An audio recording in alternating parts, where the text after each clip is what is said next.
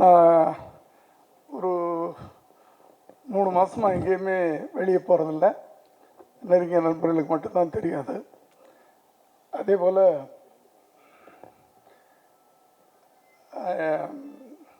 இதுலேயும் கலந்துக்க முடியாத சூழ்நிலையில் இருந்தேன். ஃபாத்திமா என்னை நேராக கூப்பிடும்போது மனுஷமா என்னால் வர முடியலன்னு சொன்னேன். பட் நேற்று ராத்திரி ஒரு 6 மணிக்கு விஜய் ஆண்டனி ஃபோன் பண்ணி, நீங்கள் பட்டுக்கிட்ட மாட்டேன்னு சொல்லிட்டீங்களா, ஆனால் அப்படி நீங்கள் வரணும், இன்னொரு வார்த்தை சொன்னார். அதனால தான் நான் இங்கே நிற்கிறேன். நீங்கள் வந்தால் நான் சந்தோஷப்படுவேன்னார்.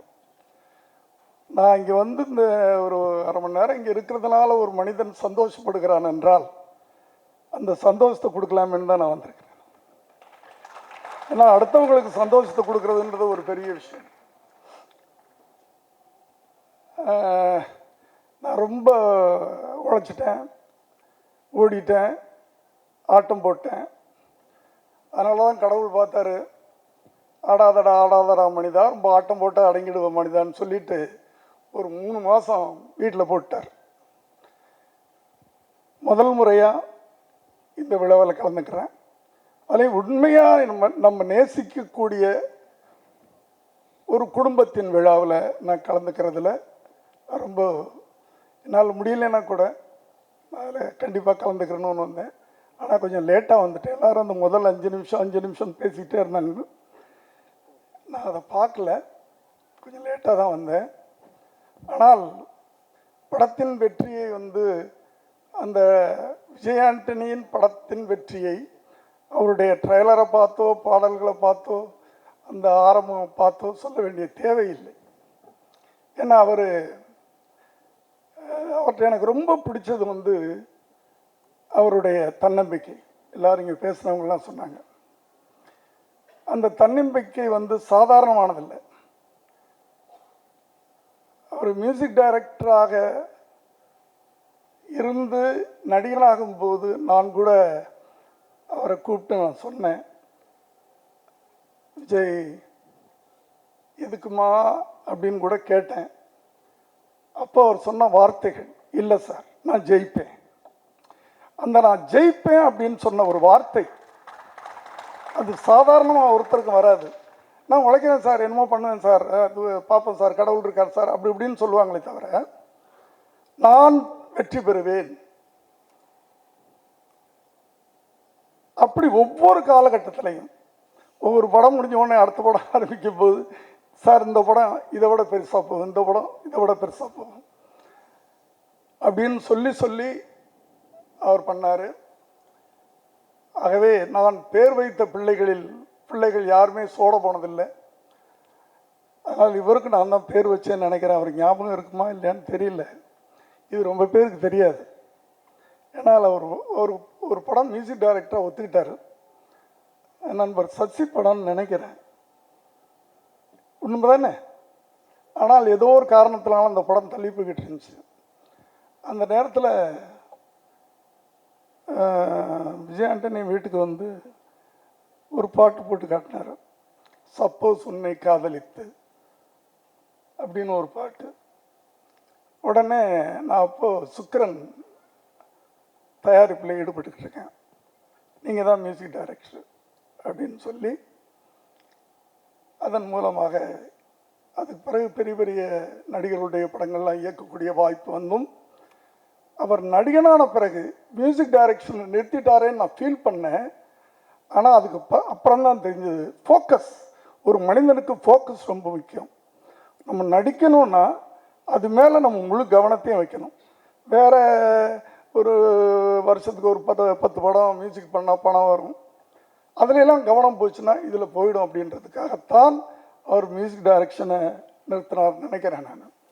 அது உண்மையிலேயே பாராட்ட வேண்டிய ஒன்று. அப்போது என் வீட்டுக்கு அந்த பாட்டை போட்டு காட்டும் போதும் உங்கள் பேர் என்னன்னு கேட்டேன். அக்னி அப்படின்னார். அக்னின்னா உங்களுக்கு தெரியுமில்ல, நெருப்பு. எனக்கு கொஞ்சம் கஷ்டமாக இருந்துச்சு, என்னடா நெருப்பு நம்மளை சுற்றுமோ என்னமோ அப்படின்னு சொல்லிட்டு அவர்கிட்ட, விஜய் உங்கள் ஒரிஜினல் நேம் என்னன்னு கேட்டேன். விஜய் ஆண்டனின்னு சொன்னார். ரொம்ப அழகான பேர் உங்கள் தாய் வச்சுருக்காங்களே, அதையே நீங்கள் வந்து அக்னின்னு மாற்றுறீங்க. விஜய் என்றாலே வெற்றி, ஆண்டனி என்றால் காக்கும் கடவுள், அந்தோணி என்று சொல்லுவார்கள். இந்த கடற்கரை கிராமத்துக்கெல்லாம் போனீங்கன்னா அந்தோணியார் கோயில் தான். ஏன்னா கடலுக்குள்ளே போனால் திருப்பி வர்றது அவர் தயவு இருந்தால் தான் வர முடியும், அந்தோணியார் தயவு இருந்தால் தான் வர முடியும். அப்படியேப்பட்ட ஒரு நல்ல பேரை வச்சுக்கிட்டீங்க, இப்படி கொஞ்சம் விஜய் ஆண்டனின்னு பேரை மாற்றிக்கிறீங்களான்னு கேட்டேன். அவர் எதுவுமே சொல்லாமல் சரின்ட்டார். அதுக்கு பிறகுதான் நான் வந்து